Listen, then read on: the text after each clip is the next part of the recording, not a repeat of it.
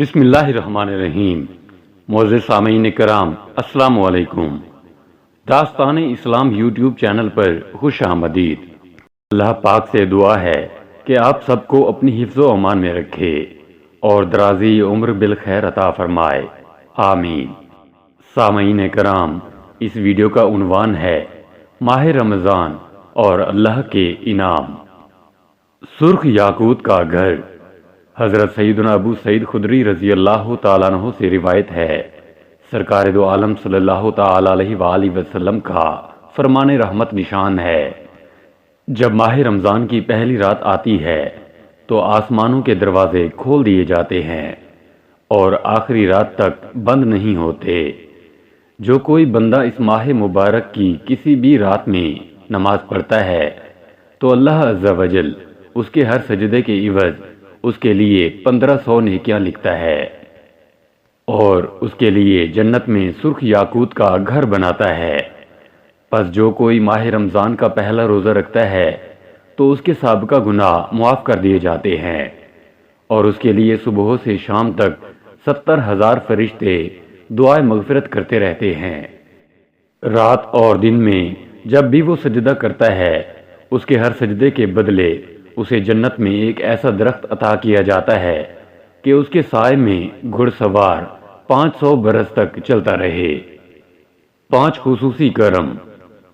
حضرت سیدنا جابر بن عبداللہ رضی اللہ تعالیٰ عنہ سے روایت ہے کہ حضور صلی اللہ تعالیٰ علیہ وآلہ وسلم کا فرمان ذیشان ہے، میری امت کو ماہ رمضان میں 5 چیزیں ایسی عطا کی گئیں جو مجھ سے پہلے کسی نبی کو نہ ملیں۔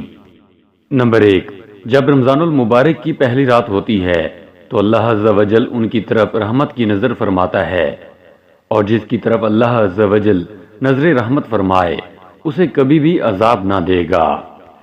نمبر 2، شام کے وقت ان کے منہ کی بو جو بھوک کی وجہ سے ہوتی ہے اللہ تعالیٰ کے نزدیک مشک کی خوشبو سے بھی بہتر ہے۔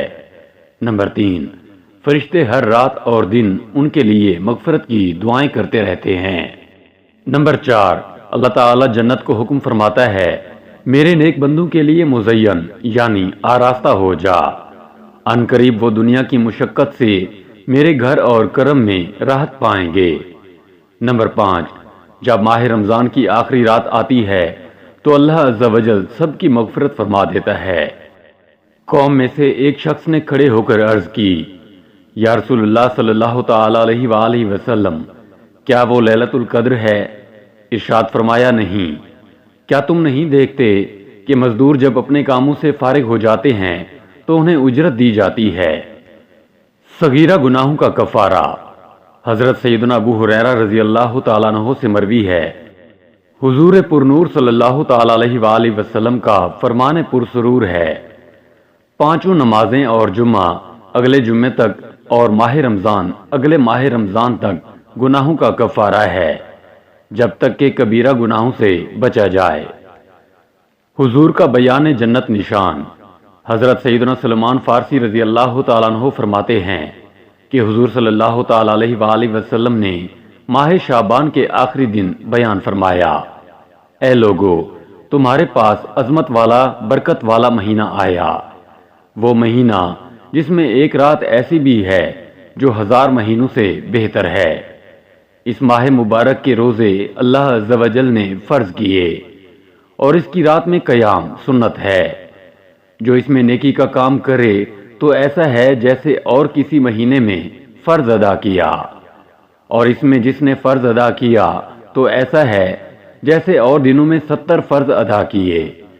یہ مہینہ صبر کا ہے اور صبر کا ثواب جنت ہے، اور یہ مہینہ مواسات یعنی غمخواری اور بھلائی کا ہے، اور اس مہینے میں مومن کا رزق بڑھایا جاتا ہے۔ جو اس میں روزہ دار کو افطار کرائے اس کے گناہوں کے لیے مغفرت ہے اور اس کی گردن آگ سے آزاد کر دی جائے گی، اور اس افطار کرانے والے کو ویسا ہی ثواب ملے گا جیسا روزہ رکھنے والے کو ملے گا، بغیر اس کے کہ اس کے اجر میں کچھ کمی ہو۔ ہم نے عرض کی، یا رسول اللہ صلی اللہ تعالیٰ علیہ وآلہ وسلم، ہم میں سے ہر شخص وہ چیز نہیں پاتا جس سے روزہ افطار کروائے۔ آپ صلی اللہ تعالی علیہ وآلہ وسلم نے ارشاد فرمایا، اللہ تعالیٰ یہ ثواب تو اس شخص کو دے گا جو ایک گھونٹ دودھ یا ایک کھجور یا ایک گھونٹ پانی سے روزہ افطار کروائے، اور جس نے روزہ دار کو پیٹ بھر کر کھلایا اس کو اللہ تعالیٰ میرے حوض سے پلائے گا کہ کبھی پیاسا نہ ہوگا یہاں تک کہ جنت میں داخل ہو جائے۔ یہ وہ مہینہ ہے کہ اس کا اول یعنی ابتدائی 10 دن رحمت ہے، اور اس کا اوسط یعنی درمیانی 10 دن مغفرت ہے، اور آخر یعنی آخری 10 دن جہنم سے آزادی ہے۔ جو اپنے غلام پر اس مہینے میں تخفیف کرے یعنی کام کم لے، اللہ تعالیٰ اسے بخش دے گا اور جہنم سے آزاد فرما دے گا۔ اس مہینے میں 4 باتوں کی کثرت کرو، ان میں سے 2 ایسی ہیں جن کے ذریعے تم اپنے رب عز و جل کو راضی کرو گے، اور بقیہ 2 سے تمہیں بے نیازی نہیں۔ بس وہ 2 باتیں جن کے ذریعے تم اپنے رب عز و جل کو راضی کرو گے وہ یہ ہیں: نمبر 1 لا الہ الا اللہ کی گواہی دینا، نمبر 2 استغفار کرنا۔ جبکہ وہ 2 باتیں جن سے تمہیں غنا یعنی بے نیازی نہیں وہ یہ ہیں: نمبر 1 اللہ تعالیٰ سے جنت طلب کرنا، نمبر 2 جہنم سے اللہ عز و جل کی پناہ طلب کرنا۔ جنت سجائی جاتی ہے۔